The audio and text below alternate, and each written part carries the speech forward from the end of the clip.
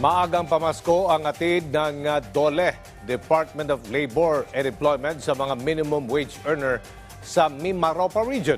Magkakaroon kasi ng 40 pesos na aumento sa arawang sahod na mga manggagawa sa riyon simula sa December 7. Sa inilabas na abiso ng DOLE, mula sa dating 365 pesos, magiging 395 pesos na ang minimum daily wages sa mga establishmentong nasa 10 o mahigit pa ang dami ng mga empleyado. Para naman sa mga negosyong mas bababa sa 10, ang mga manggagawa magiging 369 pesos na ang arawang sahod. Bukod pa rito, tinasan din ng 1,000 piso ang monthly minimum wage ng mga kasambahay sa riyon. Mula sa 4,500 pesos, magiging mahigit 5,000 piso na kada buwan ang pinakamababa nilang sahod.